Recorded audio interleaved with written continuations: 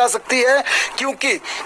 मुख्यमंत्री सुखविंदर सिंह सुक्खू ने आज चीफ सेक्रेटरी को बुलाया, वित्त विभाग के तमाम अफसरों को बुलाया और उन्होंने कहा कि आउटसोर्स को लेकर सरकार बड़ा फैसला करना चाहती है। उन्होंने कहा पिछली सरकार में लगातार डिमांड करते रहे, विधानसभा से लेकर सचिवालय तक, तमाम जिलों तक पिछली सरकार की परिक्रमा करते रहे, लेकिन आउटसोर्स का कुछ नहीं हुआ। मुख्यमंत्री ने यह भी कहा कि एक एक साल का एक्सटेंशन, जिस प्रकार से चाहे कोविड काल में जितने भी स्वास्थ्य संस्थानों में लगे थे या फिर ट्रेजरी में आउटसोर्स से लोग रखे गए थे या दूसरे विभागों में आउटसोर्स में रखे गए थे, उन तमाम को जिस प्रकार से कई विभागों में एक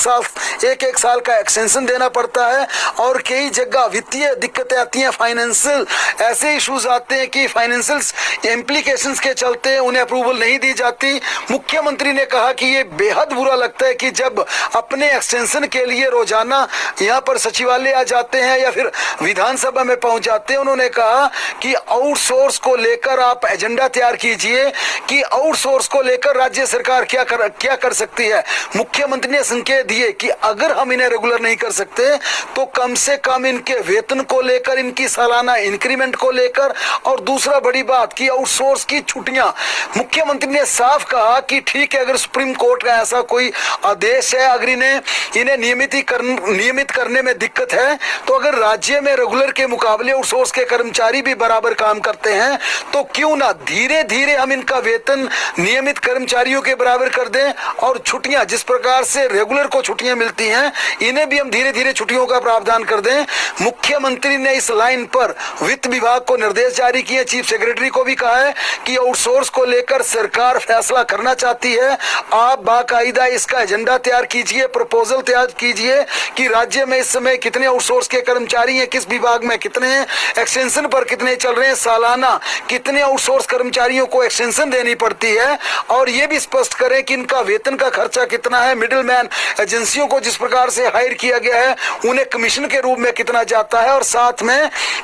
अगर इनकी सालाना इंक्रीमेंट की व्यवस्था करते हैं तो इंक्रीमेंट का प्रावधान क्या होगा। सीएम ने कहा कि मेरा अपना मानना, मेरी मंशा ये है कि धीरे धीरे अगले 4-5 सालों में ऐसा एक सिस्टम बनाते हैं ताकि आउटसोर्स कर्मचारी 4-5 सालों में नियमित कर्मचारियों के बराबर वेतन भी ले सकें और छुट्टियां भी उन्हें रेगुलर कर्मचारियों के बराबर मिल सकें। यहाँ एक अंतर जरूर ओल्ड पेंशन का होगा, जिस प्रकार से अब हिमाचल प्रदेश में ओपीएस की बहाली का ऐलान कर दिया है। यानी अगर आउटसोर्स को लेकर जिस प्रकार से मुख्यमंत्री ने अपने इरादे जाहिर किए हैं, अगर ये उनके इरादे फलीभूत होते हैं, हिमाचल प्रदेश की अफसरशाही कई बार आउटसोर्स को लेकर जिस प्रकार से गोल गोल जलेबी बनाती रही है, अगर ये जलेबी सीएम सुक्खू ने सीधी कर दी तो हिमाचल प्रदेश में आउटसोर्स के कर्मचारी अगले 4-5 सालों में नियमित कर्मचारियों के बराबर वेतन भी ले सकते हैं, उन्हें छुट्टियां भी मिल सकती हैं, लेकिन सिर्फ नहीं मिलेगी उन्हें तो ओल्ड पेंशन जो 10 साल के बाद मिलती है, क्योंकि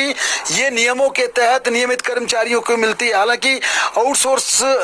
को लेकर जिस प्रकार से पिछली सरकार ने वायदे किए थे और अंतिम दिन तक सरकार का ये प्रयास था कि इन्हें लेकर कोई बड़ा फैसला करें, लेकिन बड़ा फैसला वो सिर्फ 2 पंक्तियों का था, जिसमें यह कहा गया था कि अब आउटसोर्स कंपनियों को लेकर डायरेक्ट भर्ती की जाएगी, इलेक्ट्रॉनिक कॉर्पोरेशंस को इसके लिए अधिकृत किया गया था, लेकिन उस पर आगे की कार्रवाई हो नहीं पाई। अब सीएम सुक्खू का कहना है कि हम 5वें साल ऐसा नहीं करेंगे, हम पहले साल में आउटसोर्स के लिए कुछ करके जाएंगे। दिन काफी बड़ा था आज आउटसोर्स के लिए, क्योंकि वित्त विभाग के अफसरों से बाकायदा ये निर्देश जारी किए थे कि होम वर्क करके आइए, अगली मीटिंग जब आउटसोर्स की होगी। मुख्यमंत्री ने साफ कहा है कि आउटसोर्स को लेकर हमने बड़ा आदेश जारी करना। बहरहाल